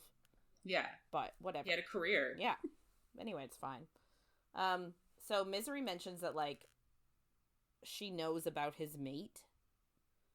And Juno is like, what? He told you? Mm-mm. And Misery's like, no, but, you know, someone told me that the girl that switched with me, Gabby, is his mate. And Juno is just like, yes, Gabby, his mate, yes. And, oh, see, look, now I have Judo and I have Juno. I have both of them written, and I don't know which one it is. It's gotta be Juno. I don't know why I have both. I think I have Judo because I think Judo is the name of one of the dogs in Bluey. I don't have my book next to me, but... It's fine. Anyway. I'm just Googling it. I'm gonna say it's Juno. It's Juno, yeah. Okay. So, I apologize if I've said Judo. She's a dog in Bluey, and I got confused. and also naked. And a bitchy one at that. Oh, really? Yeah. Funny. So, and then Judo... Oh my god. Juno... tells Misery that an alpha's job is to always put his pack first, and she actually didn't want him to find his mate because of that. Which is kind of shitty. Well, yeah, because then she feels like his loyalties will be split. Anyway, so then they apologize to each other and agree to be civil. Which, fair. Mm-hmm. So a few days later, there's a full moon, and Mick tells her, like, don't leave your room. It's like a volatile time for werewolves. We don't want you getting hurt. Which, like, did you expect a Tamlin situation? Maybe a little bit, yeah. Yeah. So later that evening, I guess, I don't know when they say later that night, like, is Misery awake because it's her daytime because she's or is it, I don't know. But Anna comes in and wants to cuddle in Misery sleeps in the closet. Do we have a reason for that yet? I forget. I just assume general childhood trauma. Like, I don't know if we ever really get a reason for it. But, like, I assume just feeling unsafe. Right. But, yeah. Anyway, she wants to come in and cuddle. And Misery's like, yes, but don't take my pillow or my blanket. And then she takes both. She's more like, fine, but I'm keeping this. Yeah. And then immediately. And, like, they just sort of talk, and she sort of says, like, I can't shift yet. My friend can, and why can't I shift yet? And Misery's like, I don't know, but, like, I'm sure there are things you can do that your friend can't do. And she's like, I'm really good at braids. And she's like, can I put braids in your hair? And she's like, no. And then hours later, Misery has a bunch of braids in her hair, which is hilarious. And Anna's, like, asleep in her lap in the closet. And she just thinks of how, like, she would kill for this child. Not, like, kill to keep her, but, like, yeah, if she was in danger, she would, like, kill for her. And she's like, that's annoying that this child is making me feel things. Yeah. And Lowe, cute. Yeah, I know, it's adorable. And Lowe comes in and finds them, and he was like, I went to check on her, and she wasn't there, and I was very worried about her. And she's like, well, I mean, it's not my fault. She came to me. Isn't there supposed to be someone in front of her door? Like, yeah, and, like, also, she climbs out the window and stuff. Don't you have an amazing sense of smell? Like, yeah, shouldn't you have been able to smell her? Anyway, it's fine. He focuses on Misery's ears. Like, he looks at them because they're in view with the braids. Oh, yeah. And she's like, oh, shit, like, I should be covering... She tries to cover them up to sort of, like, cover up her otherness in front of the wares. Like, not to remind them that she's a vampire. But now they're out, and she's like, oh, shit. But, like, he's staring at them, and we know it's because he probably thinks they're hot to trot. Yeah. They're so cute. Yeah. She asks where he's been, and he tells her, like, he had a meeting with the humans and the vampires about the alliances and stuff like that. And she sort of wonders out loud, like, what would they do if they knew about Anna? But Lowe's just like, it's really volatile. Like, they shouldn't know. And, like, she wasn't suggesting that they tell or anything like that. It was just sort of an offhand, like, I wonder what would happen sort of a thing. Yeah. But he takes everything as a threat when it comes to her. And she thinks in her head, like, there's a big jar of peanut butter in her blood fridge now. And, like, it's been 3 degrees warmer in the house the past little while. And she wonders, like, did Lowe do those things? Of course. But she doesn't want to ask. She's afraid to ask. And, like, before she has a chance to, like, say anything, he just tells her that the knife she keeps around her, which, did we know about that? I think when he's, like, opening her door, she, like, grabs a knife that she has in her closet. Anyway, he tells her that the knife that she has will do nothing to someone like him. So, to get a better one. And apparently, in the 3rd drawer from the fridge, there is a better one. And then he grabs Anna and takes her back to her room. Yeah. So the start of this chapter is his burden is lighter, but he lies to himself about the reason. What? His burden is lighter. Yes.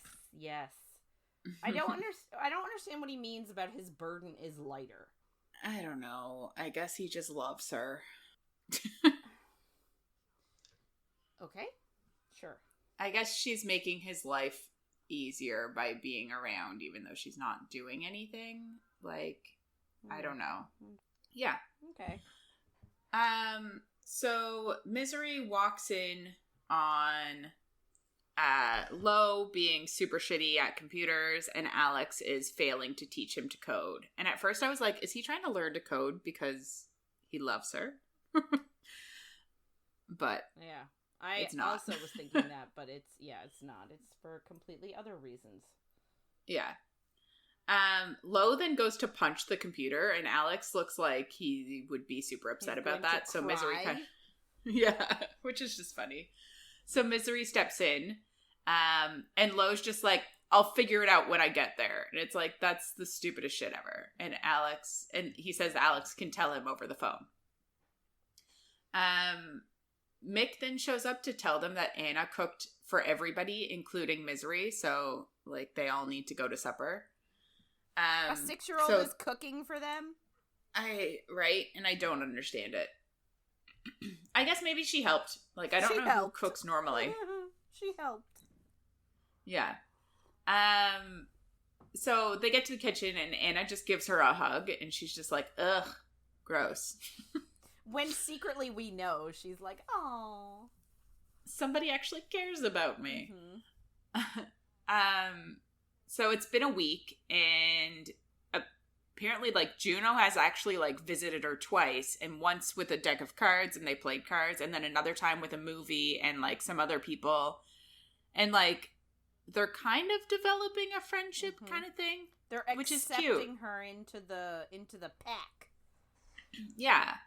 And like she starts to think that she's actually fitting in here just as well as anywhere else that she's ever been, and it's kind of sad, but it's nice that they're trying. And especially since like in the human world, the humans just thought she was human, but here they actually know who / what they so like it's almost even more accepting than in the human world. So they all sit down and she thinks this is her first like family meal, and it kind of reminds her of like sitcoms, which makes her laugh. Because like technically it's her first meal with her husband and her now sister-in-law, so it's kind of like a thing. But she just like moves the food around on her plate so it looks like she's eating it, and we get that it's meatloaf and goldfish crackers.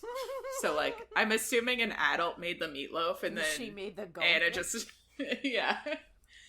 Anna then asks why she's acting like that.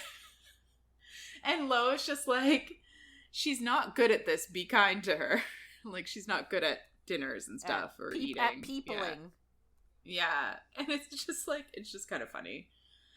Oh, I feel bad for her though. Because like obviously she's not going to eat. Someone should be like, Anna, she doesn't eat food. Stop.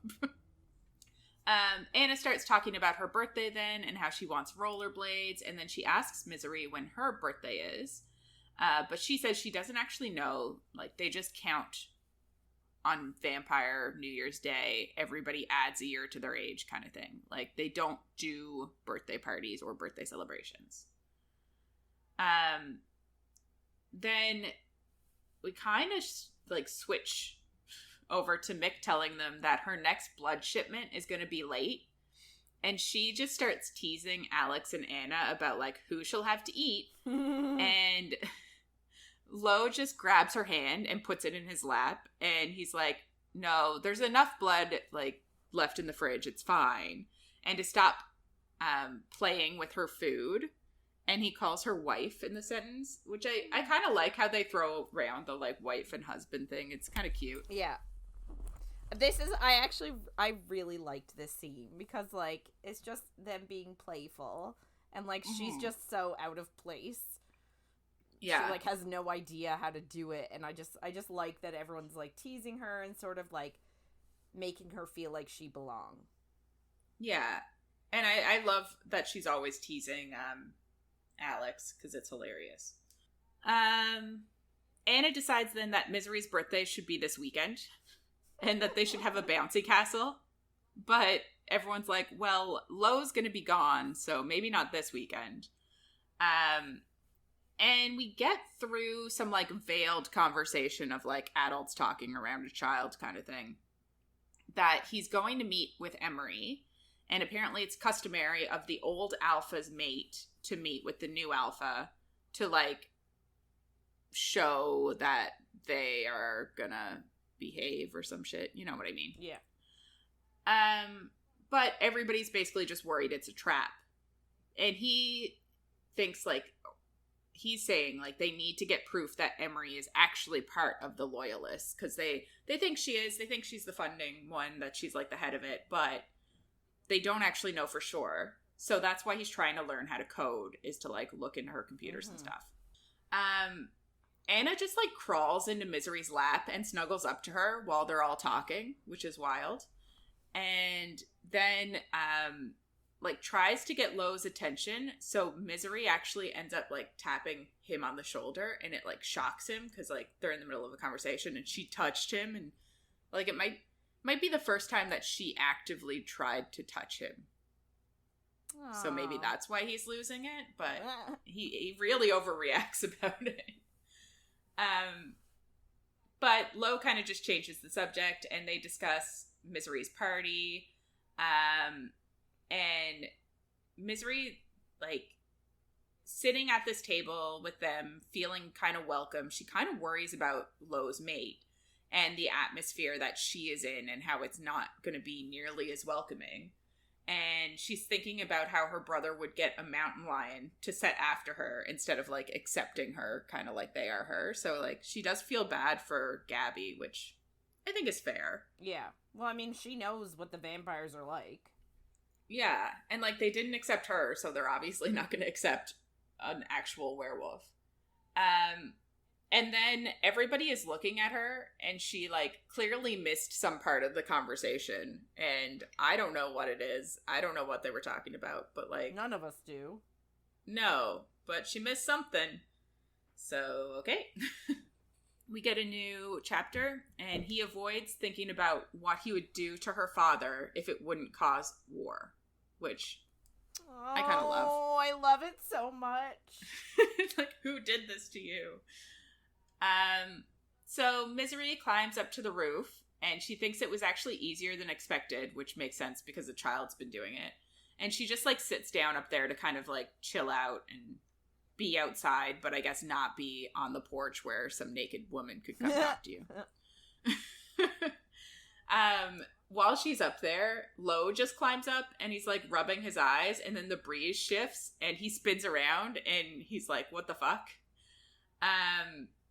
And she's just like, if you sit in this specific spot over here, you won't smell me because the breeze is moving this way. So then he just sits over there.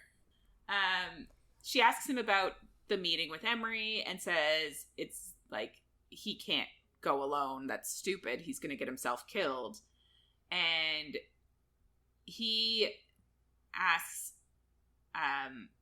how she's been able to, like, stay alive with all of the reckless outbursts that she has, and, like, how nobody's killed her yet, kind of thing. And it kind of makes me wonder, like, is this how she always is, or is she just, like, comfortable around him? And I don't know, because I kind of feel like she's probably was similar with Serena and stuff. Yeah. But, like, and, like, she didn't back down from her dad really either, so it seems like it actually is who she is. Yes. So she just tells him it's because she's smart, and he says, or stupid, and, like, their eyes clash, and she asks him to take her with him when he goes to his meeting, because obviously she's, like, a super coder. He tells her to go to bed, and she says it's offensive her husband doesn't think she can take care of herself, and she's nocturnal, so, like, yeah. He should know. She's not going to bed. She's awake now. Yeah, this is her awake time. And he counters, he says, it's offensive his wife thinks he'd take her into a volatile situation. And she tells him he can't go alone because, like, obviously he's not going to be able to figure out how to do this code. And he's going to be screwed. He's kind of surprised, like, she's trying to tell him what he can and can't do. But she says he can't start a computer, and he actually types Google into Google to start a search. Yeah. Which is so funny. And he's just like, you can't go, and like gets up to go, but she tells him to stay, and she feels bad for stealing his spot. So they kind of joke about what he was up here to do, and Misery's like, were you here to scratch your claws and howl at the moon?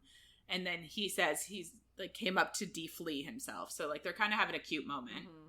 And she asks why he's up here, and she realizes in this moment that Anna said he had pneumonia, but she meant he had insomnia. Two of the same thing. Yeah, because she said he doesn't sleep because he's got pneumonia. So Lowe says, according to Google, mixing up words is normal for her age. And Misery's just like, it must be hard. And he kind of like lists how much he's fucked up being a parent, and he doesn't even say that he used her as bait as one of the things that was fucked up, but but it is, let's not forget. But he says like he didn't know to buy a car seat, and he gave her Skittles before bed because she said she was hungry, and he let her watch The Exorcist at 6 years old because it was like a main character was a female, and he was like a child. He was like, that's good. And she's like, oh god. He's like, she's gonna need super expensive therapy. And it's like, yeah, she already does. She does, yes. For not even those reasons. Yeah. I'm kind of assuming she's in therapy based on nothing. I hope she is. Yeah. Misery then tells him, like, people normally ease into parenthood, so it's normal that he was unprepared. Like, he was kind of just thrust into this situation. Yeah. And she asks about, like, before, and he lived in Zurich studying architecture and then working. And she says she doesn't really get architecture, and he counters that he doesn't get working on a computer all day and not being terrified of robot uprising.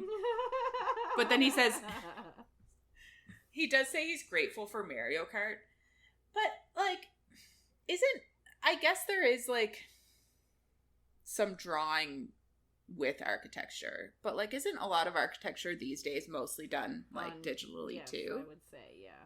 Yeah. I guess he's talking about actual coding and stuff, but still. Like, he would still be sitting in front of a computer, too.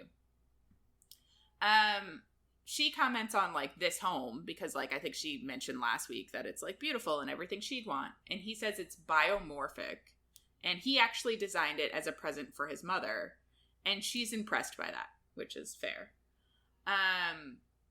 She asks then if he studied in, like, a human school, and she thinks, like, it's the only way, really, but, like, humans now have technology to like detect faster heartbeats, so to detect werewolves, and vampires have fangs, so it's hard to hide who they are anyway, other than her because she filed hers down. Ugh, gross. Yep. He explains it was different. They like weres, humans, and even vampires actually studied together at the schools in Europe. Like, it's not the same as here. And she kind of jokes about him having a vampire girlfriend, and it's just a sweet moment, but we are getting that like Europe is completely different in how the species interact. She asks why he went all the way there and if he was running from Roscoe, and he says that Roscoe was never a threat to him, and he always knew that he would win, and so did everyone else. And like wares have like a seventh sense of dominance, of like being able to just know who the strongest is, kind of thing. Yeah.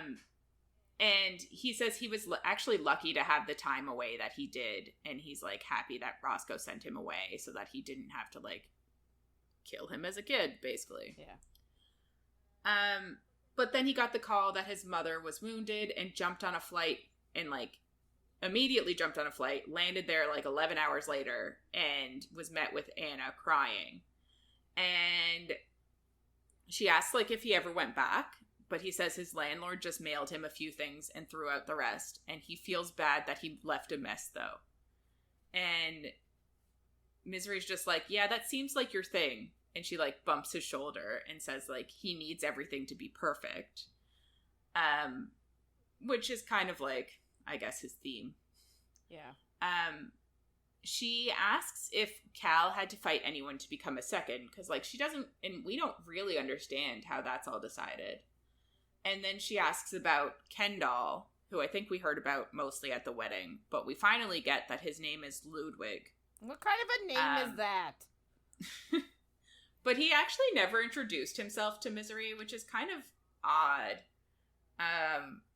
And I was like, is he going to be bad? We don't know. We don't. But we got that both of them are seconds of their own huddles, which, like, we kind of got a bit about huddles last week. And Mick is actually the only second from Roscoe's time that didn't oppose him. So all of the seconds are new, except for Mick. He worked for Roscoe and is now not worked for, but you know what I mean. Yeah. And I guess all the other seconds are mostly dead. Yeah. And we get that Mick's mate used to be a second too. And Misery's like, did you kill her? Because, like, obviously that's what we'd assume, because he just said Mick is the only one that didn't oppose him. But he's just like, he just says they both raised him, and that his mate and their son died on the border by humans, they assume. So, like, sad. Yeah. But he didn't kill her, which I guess is good. She says that explains why Mick is so, like, melancholy, and Lowe says it's grief. Like, you can, I guess werewolves can scent emotions and things. And, like, I don't know if he has stronger senses than some of, like, it kind of seems like he does, because he's like, I can sense if you're telling the truth. Yeah. But he just says that Mick, like, sense of grief. But she says she likes him best, and he's nice to her. And Lowe says Mick has a weakness for beautiful women. Oh. And she just kind of laughs. And you're like, oh, is she laughing because she doesn't think she's beautiful? Kind of like you were saying earlier. But anyway, we don't really get that. We actually go in a different direction. He asks her why she hides her mouth. And she's just like, you basically told me to. And he kind of counters and says he told her not to be aggressive because he didn't want her to get hurt. So she's talking about when what's the other kid's name? Max. Yeah, when Max attacked her and then she, like, went for him with her fangs. After that, he was like, don't do that. So since then, she's kind of just been, like, hiding her fangs at all times to be like, yeah, I'm not different. So when she laughs, she covers her mouth. Like, everything she says is just heartbreaking. Yeah. Like, literally everything she says, she's literally constantly just correcting her behaviors to fit in more and not to offend others. And it's just so upsetting at all the time. It is.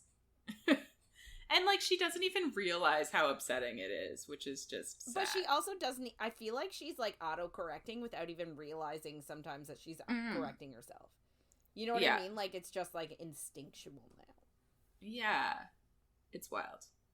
So, he asks to see them, and she thinks of, like, all the times, and this is another moment of, like, how sad her life is, but she thinks of all the times when she was the collateral, and humans would, like, make the sign of the cross or stop smiling when she would smile. Like, even her caretakers, like, she would start smiling, and that's when her caretaker would, like, stop smiling because of her teeth. And it's just, like, as a child, so devastating to think about.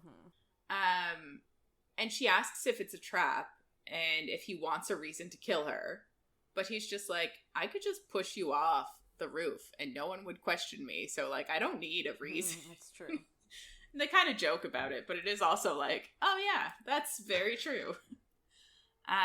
So she smiles, and at first she feels vulnerable, but then, like, she kind of, like, actually actively smiles at him because, like, he's nice to look at, I guess.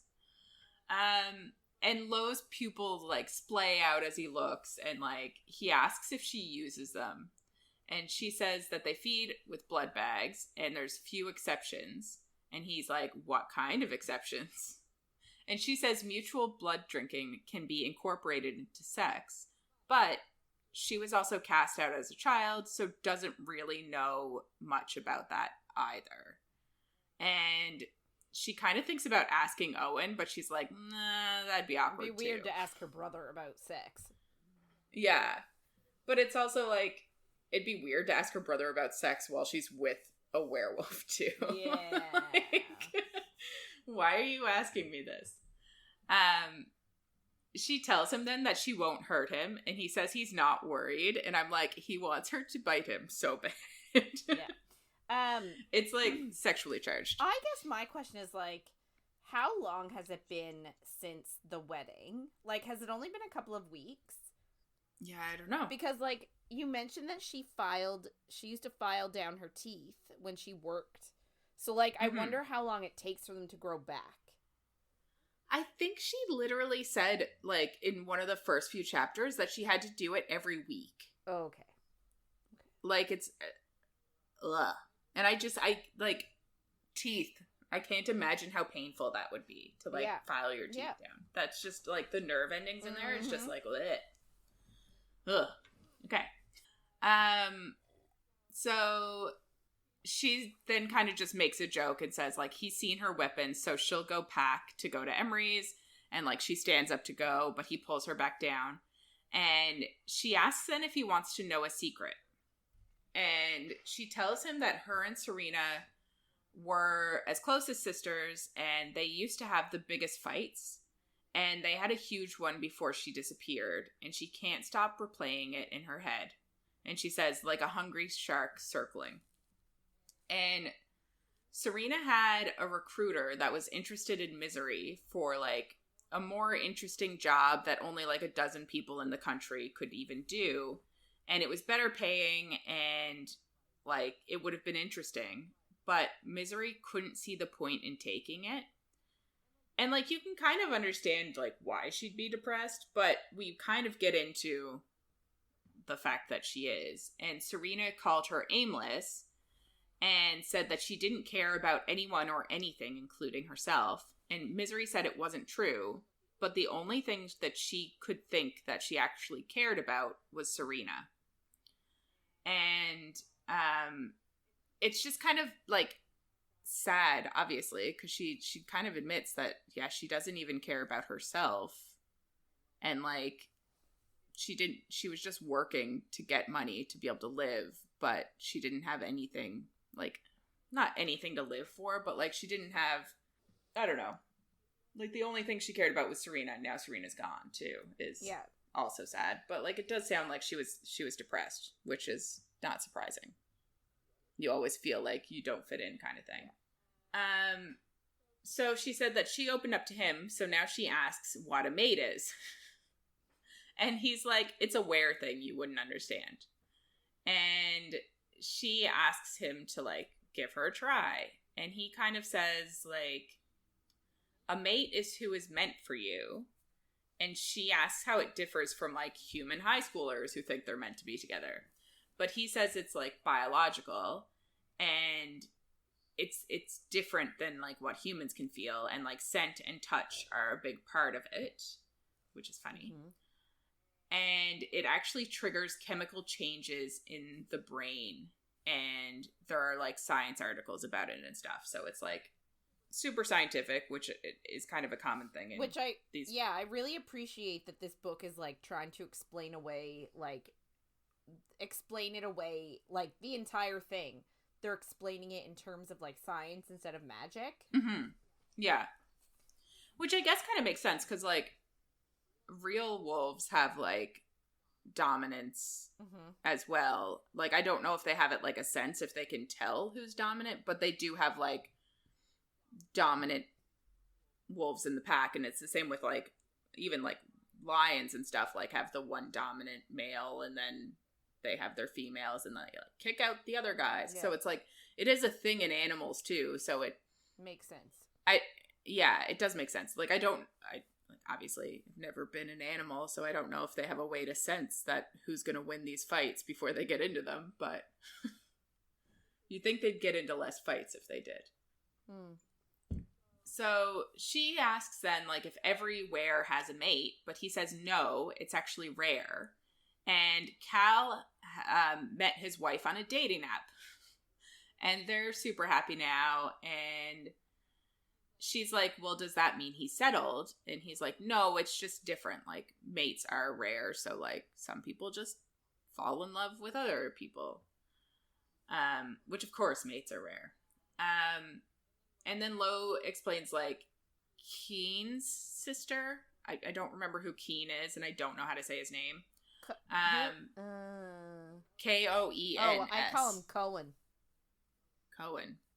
Okay. That's idea. What I've been calling him. That's the alpha that raised Lowe. Oh, yeah. Yeah. Okay. So Cohen's sister met her mate while they were on a run, and she said it was like discovering new colors when she smelled her mate, but it's different for everyone. So we're also getting here in this kind of like throwaway line that mates can be same-sex partners. Misery says she's sorry, just that she's sorry, and he asks why, and she says she'll be gone in a year, and he can live with his mate bitingly ever after then, because like obviously she heard about the bite from Mick. And she says like Mick's looks painful, but Lowe says it's not if it's done right, and then he looks at her neck. Of course. And she thinks like he must have one, like if he has a mate then like they probably have bitten each other, and she's like wondering where it is. So she asks if like mates are always reciprocal, and she can tell from his face that it's a no, and she says it sounds horrible, and he says maybe, but maybe knowing the other person is like there and out there, that something beautiful exists, can have some pleasure in it. Like it doesn't always have to be about like them returning the feelings kind of thing. And she says that's easy for him when his mate obviously reciprocates. And like obviously she's making some assumptions here, but also like we know why she is. But also like he is doing nothing to correct her. Oh, yeah. Like 100%. And like, but like also think about how painful that could be for him when she's like, your mate obviously reciprocates, and he's sitting there and she's right there. Guys, come on. We know that Misery is going to be his mate. Like everything 100%. Everything they have put into this so far, the assumption is there that Misery is his mate. So like the fact that she's like, well, your mate obviously reciprocates. Like imagine him being like, she does? But then like him being like, oh, she thinks it's someone else. She thinks it's Gabby. Yeah. It's kind of a slap in the face. But he's also not doing anything to be like, she's not my mate. Yeah, which is like why? I don't get why. Yeah, I guess we kind of get why he isn't telling her a bit later, but we don't get why he's not like, no, it's not Gabby, stop it. Yeah. So yeah, she was basically like, it's easy for you to say, obviously your mate reciprocates. And he asks if she's had that issue, but she says she doesn't. And she kind of says like vampires don't really do feelings. And we kind of get the good of the many, and it's all about the continuation of the species. So like vampires don't fall in love. They just fuck around until they can have kids. And like, it's just like a thing.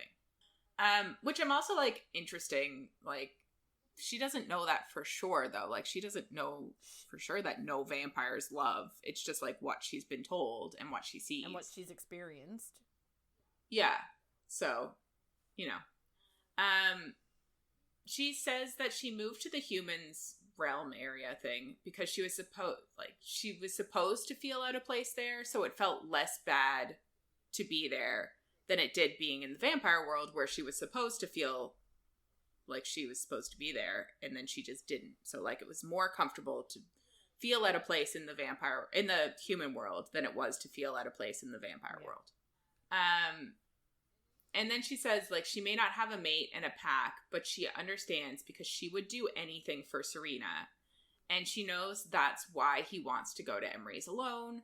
But she'd like to try and help figure out who wants to hurt Anna because she cares. And then she's like, I care a little. It's like, you care so much about this child. Stop it. he says if she comes, it's going to be his way and she'll have to be marked. Woo! And we're like, is he going to bite her? Because Yes. immediately, Yes, that's please. what I expected. Yes, please. Yeah.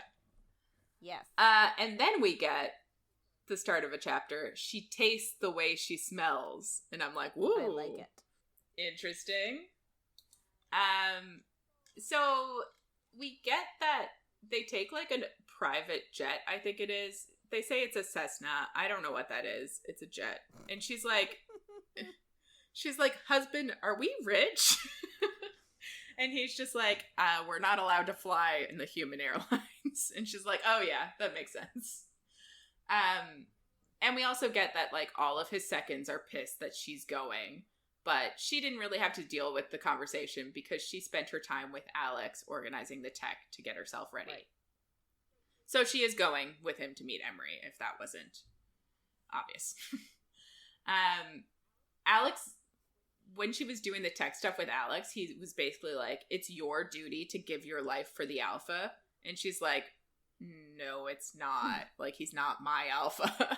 He's like, you married into this, so it's your duty. And she's like, nah, that sounds wrong. I don't think so. Yeah. And we kind of get here, I guess, a bit of information that, like, she's like, she makes a joke about silver bullets, and he's like, no, regular bullets can kill wolves. And we're like, okay. I don't like that. Me neither. I guess if we're doing a biology thing, it kind of makes sense, but still, I want it to be silver. So then we also get that, like, everybody is there to see them off, and, like, even the cat is there because of Anna, and, she also is expecting him to bring her back, like, presents and candy, and she asked for the L from the Hollywood sign, because they're going to California. Which is just kind of funny. So they get on the jet, and she's like, oh, is the pilot aware? And then he's like, yep. And then he gets into the pilot's seat, and she's like, fucking of course he's the pilot. Of course he knows how to fly a plane. So she sits down next to him, and she just, like, stares out the plane window the entire time. Because, like, she's never been on a plane before, so this is, like, a new experience. Mm-hmm. And he starts to tell her that when they land, and she's, like, been cooped up looking out the window, so she, like, stretches and, like, arches her spine, and he ends up, like, looking at her speechless because she's, like, hot, yeah, I guess. Yeah. Stretching does something to people. Yeah. And then he kind of gets back to it, and he tells her he needs to keep her safe by marking her, and it's all about sense. And they start to land, and she kind of panics because, like, obviously, first time flying, like, landing is she doesn't scary. Really, yeah, she doesn't really trust this guy all that much. Like, how do we know he actually knows how to fly? But he's still talking to her, and she's kind of panicking and not really paying a whole lot of attention. But he says he's going to make her smell like him. And she says it's fine, and to do what he wants with her body, she doesn't care. And we're like, whoa. Sure she doesn't. Okay. Sure she doesn't. And, like, obviously she's distracted by the plane, too. But it's also like, what does that mean? And then she kind of says, like, she can help if they attack. And he says he'll deal with it. And she's like, okay. So they land, and he says he needs her consent because it involves touching and licking. So, of course. So she consents, and he rubs his nose, like, to her pulse points on her neck.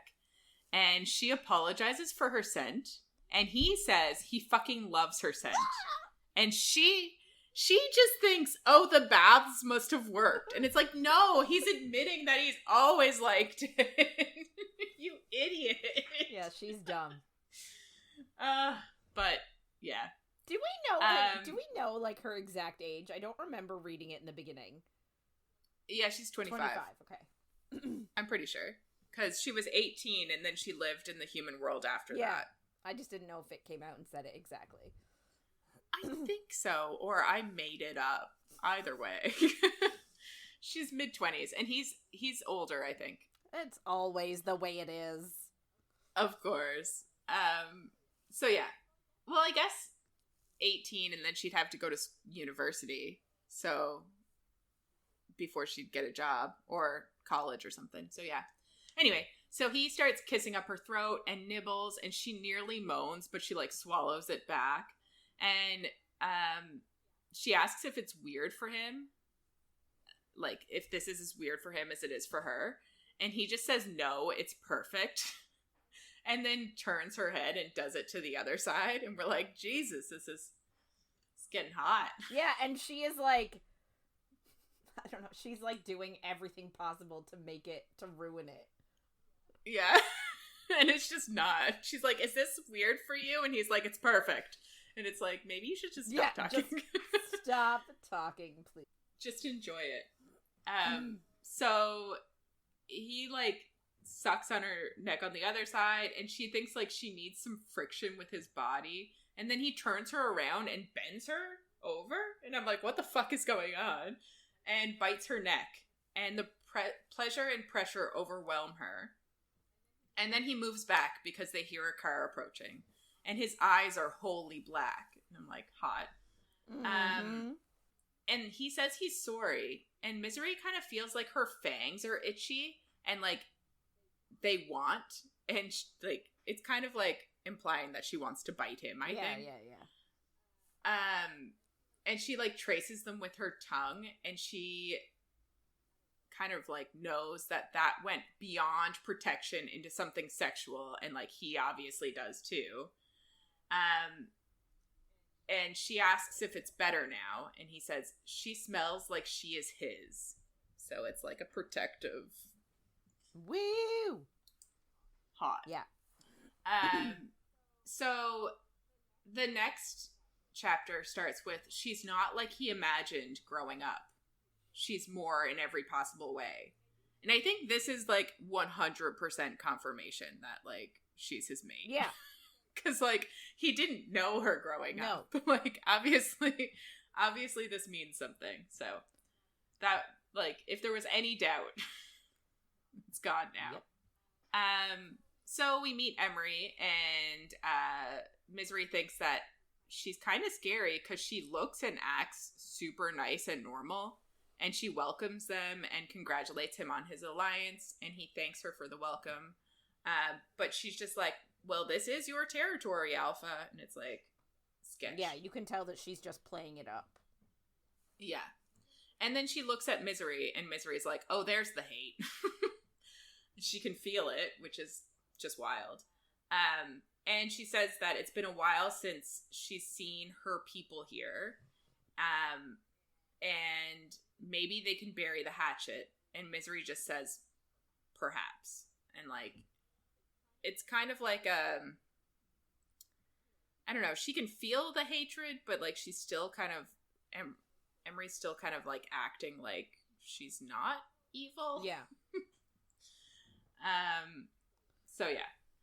So they walk towards their vehicle, and Lowe thanks her for not creating an incident, but she says like she never would have done that. And he's like, what do you mean? And she's like, well, I might stab her, but I wouldn't sass her. It's like, okay. So a little while later, I guess it's just the three of them at dinner, and she's served food and wine and just like sits there while Lowe and Emery discuss politics, and she like can't really make sense of it, which makes sense. But she can tell that Lowe is like really good at maneuvering the conversation. Like, okay. Mm-hmm. So they go to their room, and there's one bed, but there's also a closet. So it's like, we're not having a moment. But it is for a second, you're like, oh my god, one bed. And then it's like, oh yeah, but she just is going to sleep in the closet. So she motions for Lowe to like sit and shut up. And then she takes out his phone and scans the room for bugs or cameras, but she doesn't find any. And he's kind of amused, but she's just like, Alex told her that she had to do this. And he just says, like, Emery knows better than to actually bug them while they're here. Sure. So, right? Like, so she then checks his phone for, like, trackers and stuff. And then I guess she sees, like, his phone history and, like, searches and stuff. So she teases him about, she's like, sorry about your baseball team. And he's like, it's actually rugby. Okay? Oh, poor sweet misery. Right? So she says Emery doesn't seem that bad, and he agrees, but says that Mix collected a lot of intel that, like, really points towards her being the bad guy. And some of the Loyals might not even realize that, like, she had tried to kidnap Anna. Like, he's kind of saying, like, maybe all the Loyals aren't trying to do bad shit. Some of them are just, like, opposed to him. And, like, it's kind of like politics. Yeah. Like, you can be opposed about somebody, just don't do evil shit. Yes. You know. Common sense. So they open her cooler, and they get all the gadgets that they snuck in with the cooler out of it. And he asks if she needs to feed, and she's just like, yeah, but I can go to the bathroom. But he says he won't care. And she's kind of like, well, I'm not going to coddle him. If he says he doesn't care, I'll just drink it. So she, like, quickly, like, drinks a blood bag with a straw. And he says that she looks different. And she says the blood makes her hot. And, like, it's a vampire thing that, like, when they are warmer, I guess, they get blood hungry, and they also get hot after they feed. So it's kind of like vampires are, we already established, colder than humans. So I guess when they're warm, they're more hungry, and when they feed, they get warm. So then does that mean that the more they feed, the hungrier they get? Maybe. Sounds like a, what is it? Never-ending cycle. Positive feedback loop? Yeah. There's my science for the day. She tells him it doesn't last long, though, but, like, some of her other senses are heightened, too, during the time, like, right after she feeds. And it's like, okay. So she then is like, so, about that, like, you marking me on the plane. And she's like, it seemed ... And he says, yeah. And he says he's sorry. But he says it's usually only done between mates or, like, serious romantic partners. So, and he's never done it before. So it was, like, a lot more sexually charged than he expected it to be.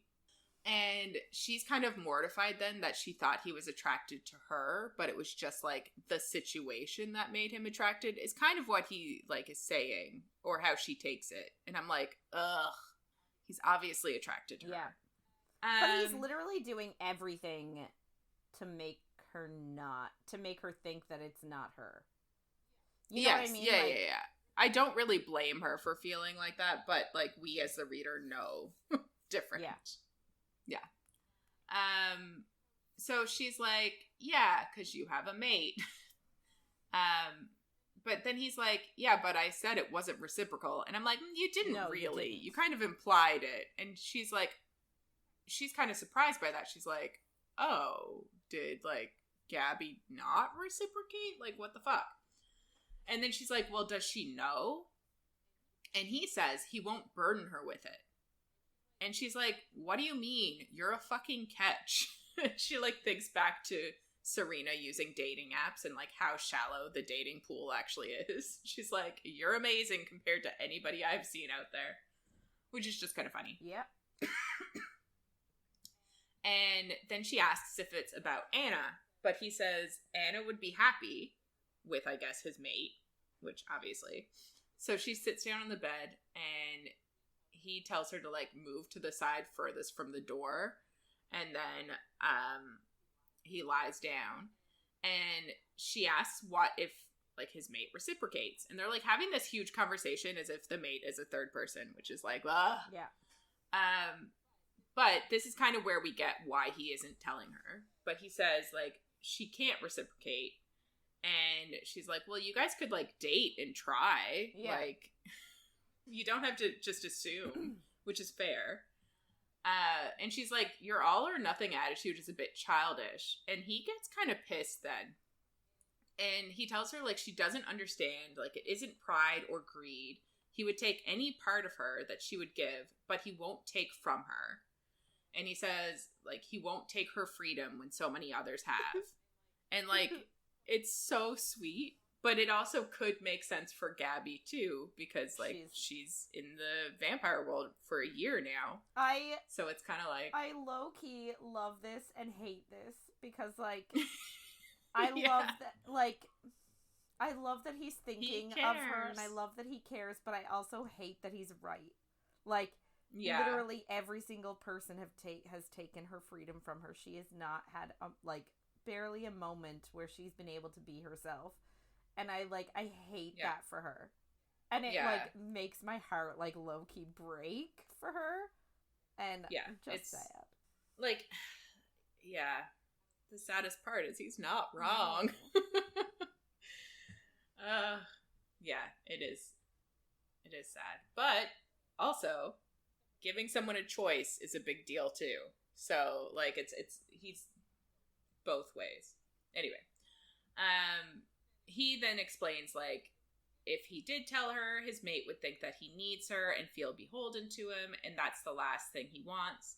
He needs her to be happy, whether it's with him, someone else, or alone. It's like, of course. And then she kind of apologizes. She's like, sorry, I didn't mean to, like, take this so far. And he says his feelings are his to deal with, not hers. And it's like, I appreciate that a lot as a sentiment, but I'm also like, you still need to tell her. She gets a choice here. But I guess because she doesn't really understand this whole mate dynamic, he's not incorrect. Like, she would think he needs her and feels beholden. And, like, she probably would. Yeah. Oh, I think so too. And I think it's like, it's the best way to actually go forward in their relationship based on what happens. Like, if she knew before now, would she actually choose him because she wanted him or feel like she had to choose him kind of thing? So I think it's necessary, but it's also, like, sad. So she asks then if she should retreat into the closet in shame. But he's just like, no, you can stay there. I'll just turn he'll turn towards the door. And she asks then if he'll need to send her again tomorrow. But he says the message was sent and they think she's important to him. And she, like, gets stuck on the word think instead of, like, they know she's important to him. And she's like, oh, he said that on purpose. Yeah. And it's like, so she just, like, watches him for a bit and thinks of, like, how handsome he is. And she's, like, she's really attracted to him, even though he's a different species kind of thing. And she kind of says, like, she doesn't usually find people attractive. Like, he's one of, like, a handful of people that she's ever found attractive, really. So it kind of surprises her. So she tells him then that she won't attack him while he sleeps, so he can put on his, like, pajamas and go to sleep. And he says he won't sleep. And she kind of tells him, like, Serena used to have insomnia too.